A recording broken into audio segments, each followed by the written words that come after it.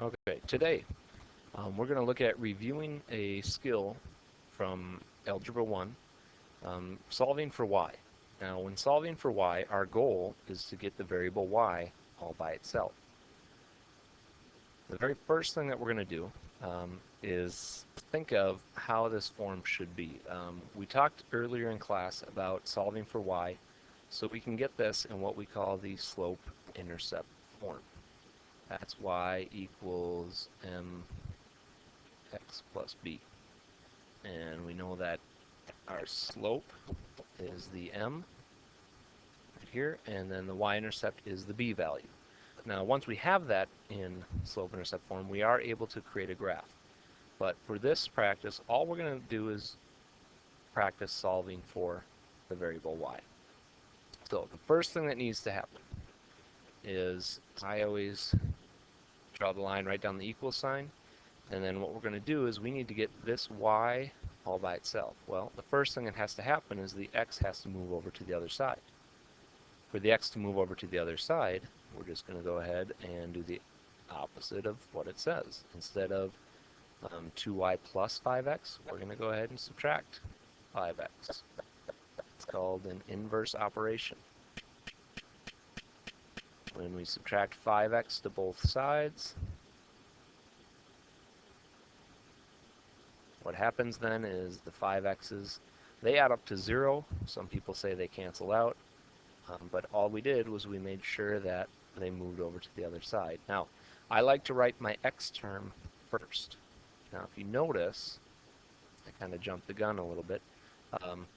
The 10 and the minus 5x, these are different terms. We cannot combine them. The 10 does not have a variable attached to it. It would need an x for us to combine that. So, when that's the case, you just write both terms right next to each other. And then we combine them using addition. So we have negative 5 plus 10, and it's positive 10 because, well, it's plus 10 because this is a positive. So now looking here, we have 2y equals negative 5x plus 10. Well, we almost have y by itself, except for this 2 is kind of attached to the y. It's attached through multiplication. And there was an attempt to put a multiplication dot there. To undo multiplication, the inverse operation is division. Now, when you divide, make sure every single item in the entire equation is being divisible or being divided by that 2. What happens then is I think of these as fractions. This is now the fraction of 2 over 2. Well, 2 over 2 is a fraction of 1. It reduces down. We usually don't write the 1 in front of the y, although you could. So this is 1y, or y, equals, now I think of this as negative 5 over 2. Negative 5 halves. Think of that as a fraction. And then we look at the number 5 and 2. Can 2 go into 5 evenly? If it cannot be reduced, then it remains negative 5 halves, or negative 5 over 2. Now let's look at this. 10 over 2. Well, this is a fraction. 10 divided by 2. The numerator and the denominator are both divisible by 2. That becomes 5 over 1, or 5 over 1 is the same as 5. We are now in the correct form. For slope-intercept form, we solved for y. If we wanted to, we could point out our slope and y-intercept. The slope is the number that is attached to the x, negative 5 halves, and the y-intercept is the b value, the one that's all by itself. All right, I have one more example here, and this one is just a little trickier than number 1. And the reason for that is, you see this subtraction sign right here? We have to take care of that at some point. You're going to notice some of the similar steps here in the way we solved number 1. If you look at number 1, the first thing we did was we had to move the x over to the other side. Well, same thing here. X and y are on the same side, so I need to move the 2x over to this side. Well, if this is a negative 2x, we need to add 2x to both sides. When I add 2x to both sides,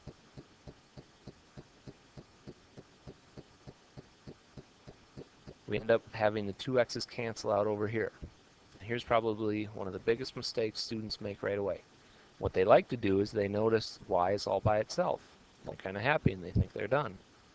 Well, that's not the case. This negative sign right here, the subtraction, is really a negative. Some people like to, we call it chop chop, where you turn that into addition, and this is a negative. Well, it's a negative y, but you can also sneak a 1 right in front. So I'm going to sneak a negative 1 right in front, and that negative just drops down here. And then I like to write the 2x coming first. And again, these are different terms. They're not like terms. So we have 2x plus 3. We cannot add them together. Well, now we're almost done. We have negative y, or negative 1y, equals 2x plus 3. We have to remove this negative 1. To do so, we're going to divide by negative 1 to everything over on the other side. So, what we'll do here, think of these as fractions.